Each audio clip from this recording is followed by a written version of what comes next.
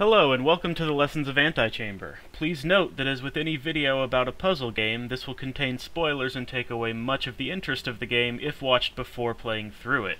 The reason I wanted to make this video is that I thought this game was very clever in how it teaches us different lessons all the way through, and sometimes these lessons are so subtle that we don't even notice them. The first time I played through the game, there were certainly lessons that I missed, so I wanted to go back through and understand more of the subtleties used by the game's designer. Since the path through the game is branching and non-linear, there are different points where we can learn each of these lessons. So here, we'll be focusing on a fairly straightforward path through the game. The idea of this video is not to address specific puzzles and their solutions, but rather to understand the tools which the game gives us, which we need time and time again to solve all the puzzles throughout the game. The first general lesson the game teaches us is that following signs and arrows gives us a good idea of how to progress. This game does a lot of things to confuse us and mess with our minds, but it still works hard to continually nudge us forward so that we don't get too frustrated and quit playing altogether. The game wants us to succeed, and it's going to show us how to move forward if we let it. I can't think of any time the game outright lies to us. If an arrow appears on the wall, that's probably a good way to go, even if it's a bit roundabout.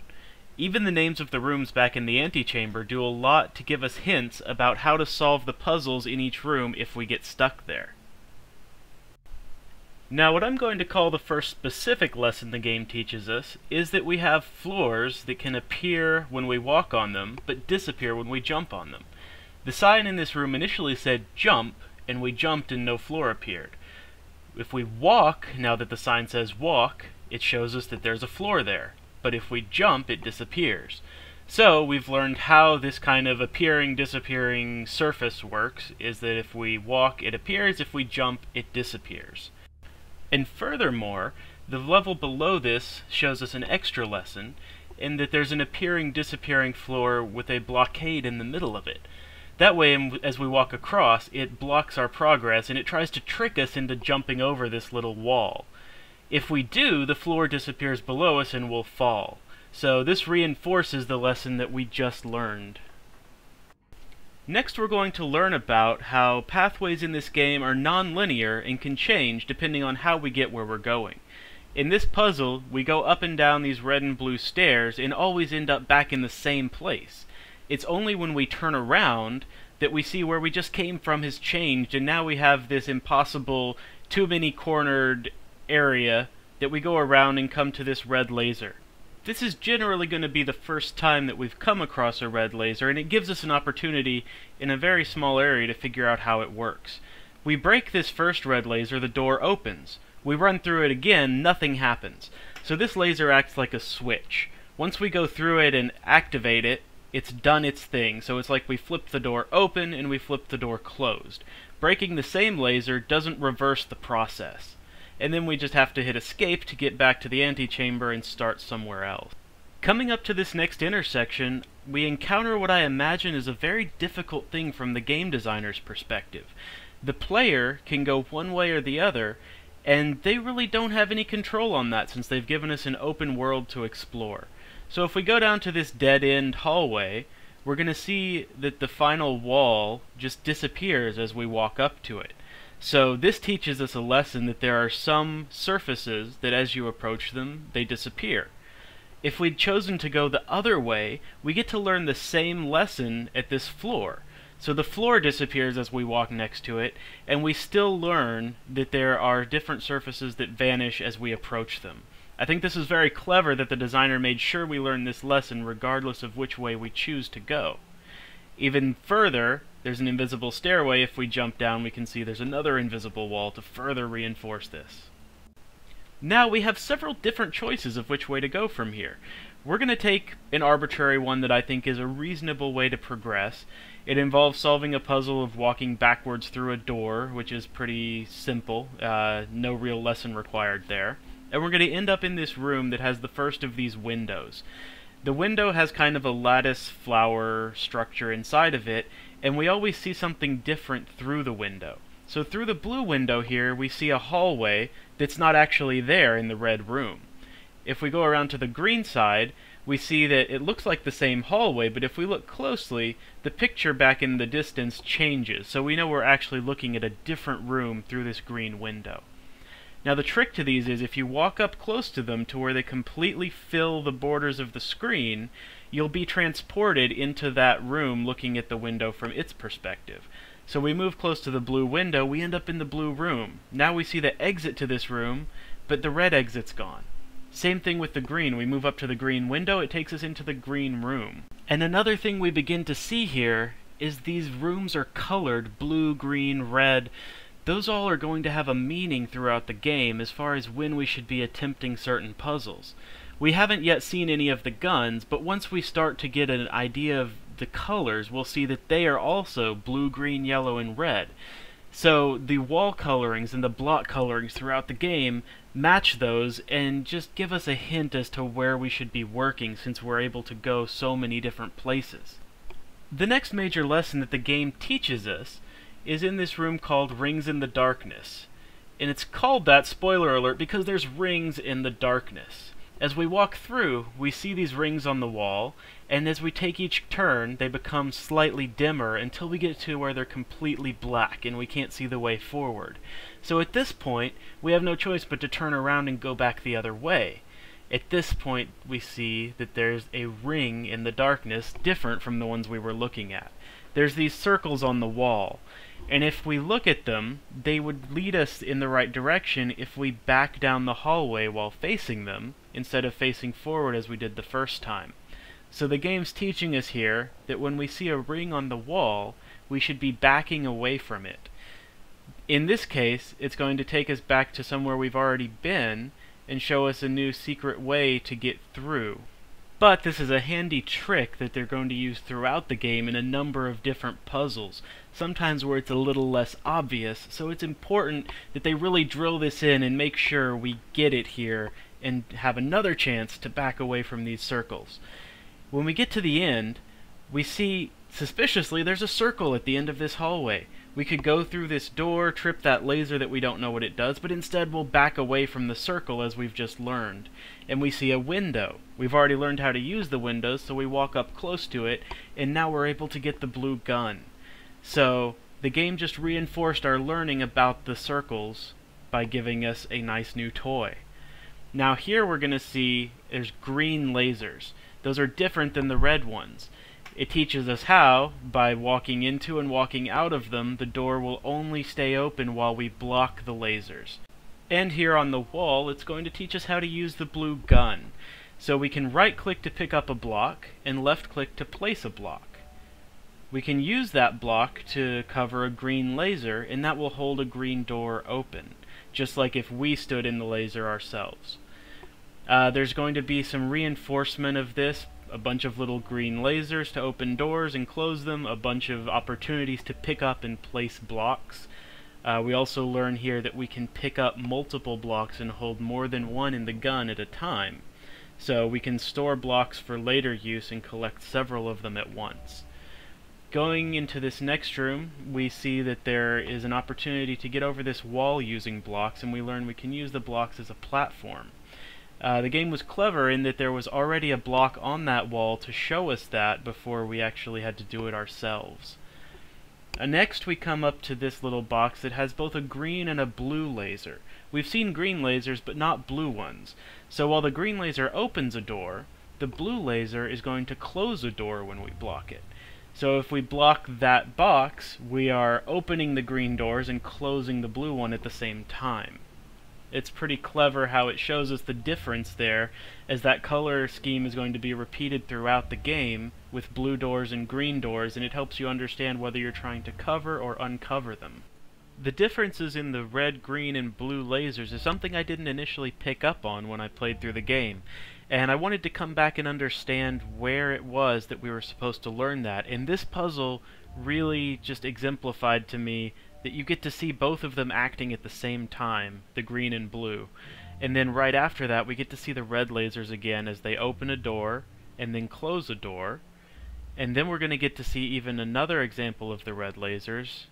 On this spot, we see how the first red laser brings a platform down, which is already down, and the second one takes us up. So again, the red laser has a function that happens when you break it and then it's done. So here we get to a sign that says don't look down. We've pretty much learned we want to listen to signs, so we're going to back up without looking down. Then as we slowly look down, we see below us the floor now has this eyeball pattern on it. We may have seen this a couple other times, and we could have learned this lesson a number of different ways, but for me, this one really is the one that solidifies it, because as soon as you look down at the ground, it starts to disappear and the eye blinks shut. All of the other eyes in the game take some time of staring at them for them to really start to close and for the surface they're on to disappear. Here they gave us an opportunity to see immediately that when you look at that surface, it goes away. We can use that lesson in other places, and I didn't actually learn it there, but I think that's where we're intended to figure out that that's how the eyeball on the surface works. Climbing over this wall, we're coming back to a point we've seen before. It's the intersection with the disappearing floor, and this time we're going to fall down to what I think is one of the best learning chamber designs in the game. Going in one direction, we see this yellow field with the word inside. It's made up of yellow blocks, and that kind of gives us an idea that we should be doing this when we have the yellow gun, and that'll help us get past this obstacle. But we have a lot that we can learn here. First of all, we learn that we can fire blocks into the field from outside of it. So we're able to place the blue blocks inside. We're also able to pick up the blocks inside the field. We can grab these yellow blocks, and we see that these actually regenerate, and this is one of the first times we've seen blocks that keep coming back after we pick them up. So we can pick up our blocks we put in the field, and they don't regenerate. So we figure out that's not a property of the field, but a property of those specific yellow blocks. Whenever we pick them up, they still reappear. As we go closer to the field and actually go into it, you can see that the blocks in the gun are going to disappear. So now the gun is empty, and any blocks we pick up, they disappear, but they don't reappear inside the gun. So that's teaching us that we're not able to hold on to blocks while we're inside this kind of field. We can also see here that the shade of the blocks depends on how many field edges we're looking through. So the purple blocks become blue if we're inside the field, and they're purple if we're outside. If we go to the other side of this chamber, we see a different kind of field. This one is more pink looking, and it has a WTF sign inside. If we pick up some blocks, we'll observe immediately that this field is different than the other one. If we try to fire blocks into it, they get disintegrated and they don't actually enter the field. But we still see that the WTF is made up of red blocks that are existing inside the field. So at this point it's hard to know whether that property is the blocks or the field, but it is, we'll learn throughout the game, that the field itself, the edges of it, destroy any blocks that pass into them. So we can see here that the targeting reticle is going to be red when we're outside the field and pointing into it, meaning we're not allowed to place blocks through it. If we step into the field, though, we see that it turns black, and we're able to interact with the blocks that are inside the field with us. Just like the other one, though, any blocks we pick up, we don't get to hold on to. So a similarity between the two colored fields is you can't hold on to blocks while you're inside of them. And I just really appreciated how we had that opportunity to see the two different colored fields in the same area and compare and contrast their properties. We see them other points throughout the game, but that specific room lets us see how they're similar and how they're different right next to each other. I thought that was a very clever thing that they did there. So going through this eyeball wall, we're going to see this little blue ball in the middle of the room, and as we move, it agitates it, and the particles move quickly around and turn into green, then yellow, and then red. If we move slowly or walk by holding shift, we're able to see that they never go past the point where they'll destroy the blocks that we're walking across. Now we see the platform is made up of a bunch of little blocks that disappear when the balls hit them and then regenerate. Here we're going to come to another example of a red laser puzzle where we have to break the first laser but not break the second one because we want to open the door but not close it again. And then we're going to see a real-world example of the yellowish-brownish field and how it destroys our cubes when we walk into it. So we know we're not able to carry cubes through here. Now we see some green cubes on the right, blue cubes on the left. If we gather them all, we have enough to open the door on the left side, which is the blue side. That's where the blue cubes were. Looking back at the other side, the green side, we need more blocks than what we had, and we know we couldn't have carried any blocks in here because that field destroyed all of them that we had with us. We're not able to bring blocks through it, so we can't get any more here, and we can't address that problem until we get the green gun. There's an invisible pathway here, and we pass another one of these fields, so we're not able to carry blocks through there either. We get to this point, both sides are blue, and we learn a lesson that's not really intended to be taught to us, but I learned it here, is that our size, as the player, is 3 wide by 7 high. So if we need to make a hole through something to climb through, then that's how big we are. Now, while we've already learned the lesson about the surfaces that appear when we walk and disappear when we jump, I appreciate this room and the way it reinforces and makes that lesson very clear. So we walk up, and there's a wall in the middle here. We can't go around it, unlike the one that we saw earlier. So our only option here is to jump. And when we do, we see that it disappears, and we're able to walk freely through here. So this just reinforces that that pathway and that invisible surface disappears when we jump. And it's an important lesson to understand, so it's good that they reinforce it here. So now we're going to get to one of these springboard panels, which are used throughout the game. We learned that the higher we jump off of it, the further we push it down when we jump down. We can also learn here that we can hold it down with cubes, which is a handy trick. This brings us to possibly my favorite room in the game, which is called Stairway to Heaven. This room can get you to the blue, green, and yellow gun if you take this springboard down to the level below. So we jump higher, and we end up going lower. We can also see there's a hidden room below that, but we're not interested in that right now.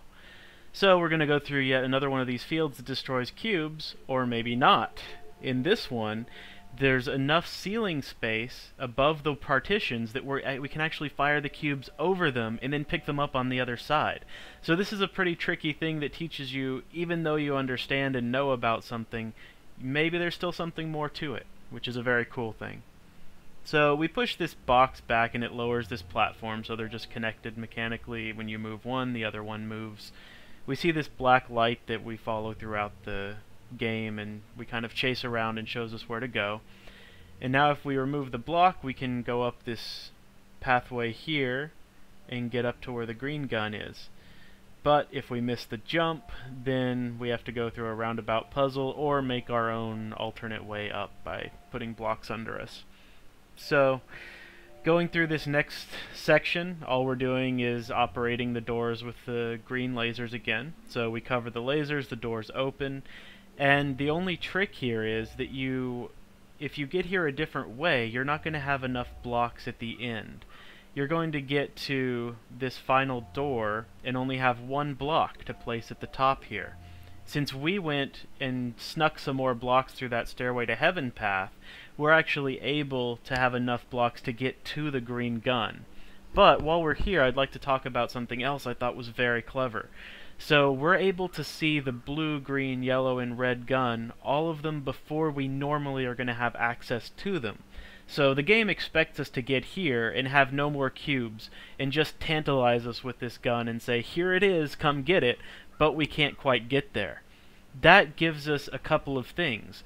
One, it shows us what the colors of the guns are, so we can relate those to the colors of the cubes and the colors of the chambers, and understand when we're going to be doing certain things.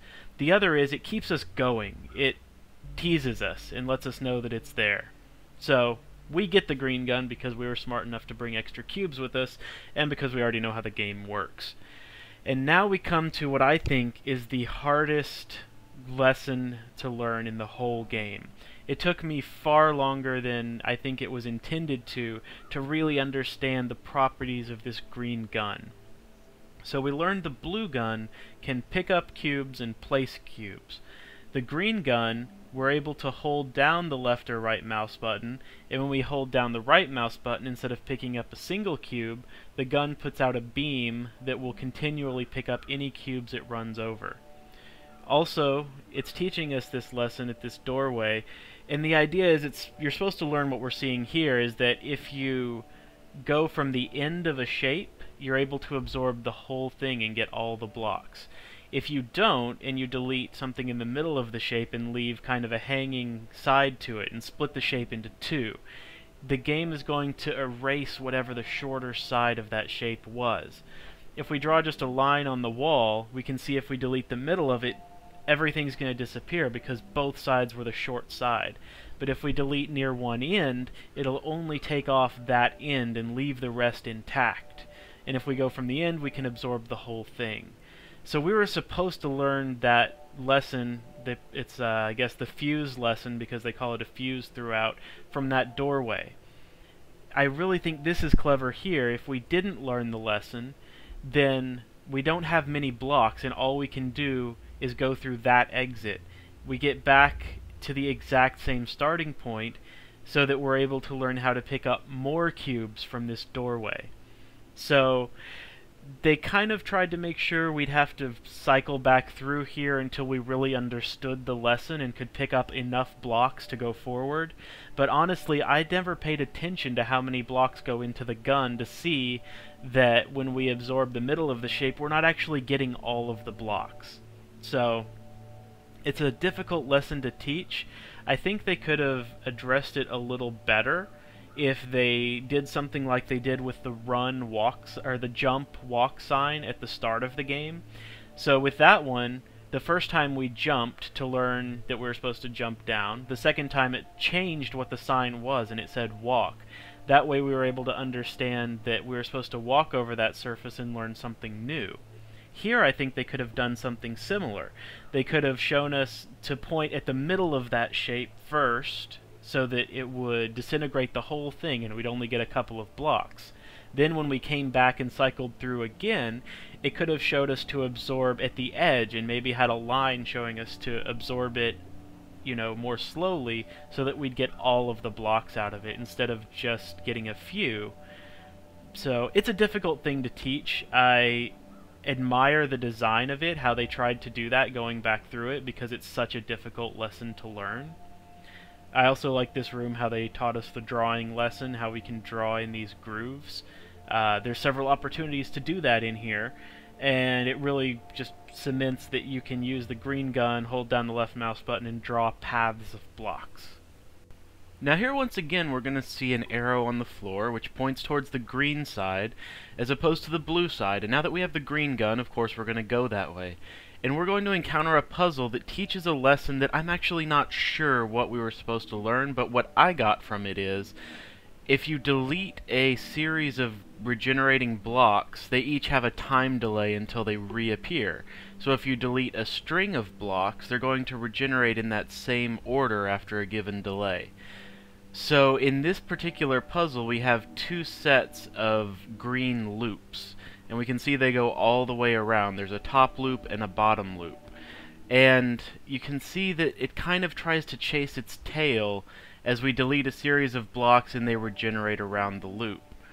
So what we find out we can do here, we can break the loop until it's just an open shape.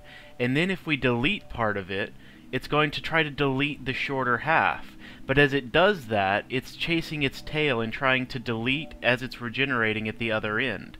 So it's deleting and regenerating as fast as it can, and it basically just makes this cycling loop through this set of blocks. So if we do that on both the top and the bottom and set up this cycle, we're able to make a path to jump through here.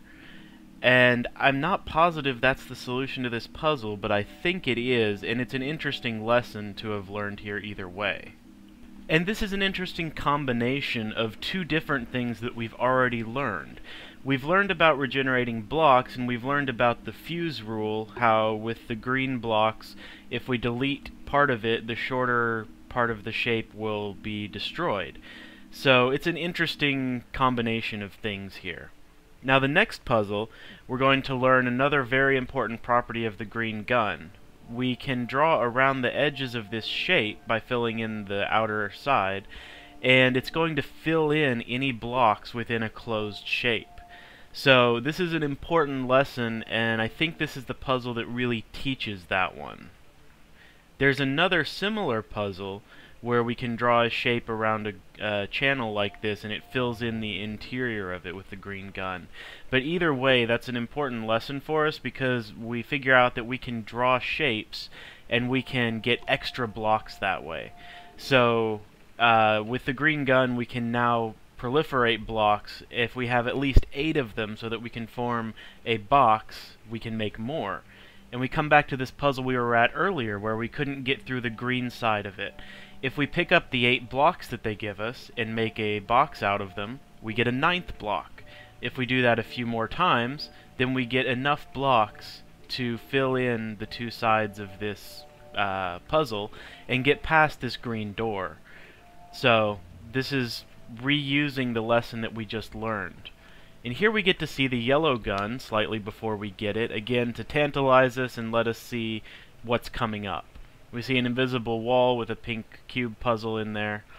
And then we get to a puzzle that really you can be more complex with, and we can draw the right shapes to make all 4 of these channels the same length. And we're just going to shortcut it though and delete the key part at the right time to make sure that we actually just get through it without doing all the extra work. So we get to the yellow gun, and they made us understand the fuse rule of the green gun before we could get to the yellow one.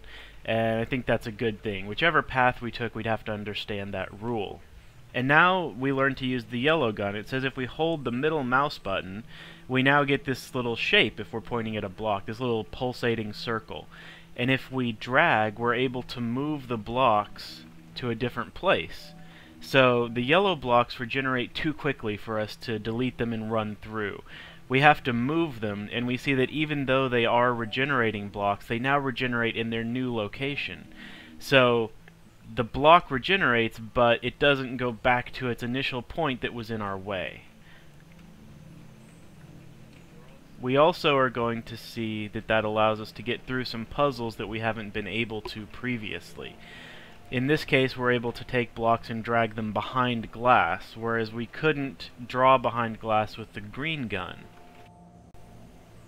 And from this puzzle forward, we're going into a series of rooms called Climbing the Tower, which we could shortcut, and we're going to skip through part of that just for the purpose of keeping this video a reasonable length.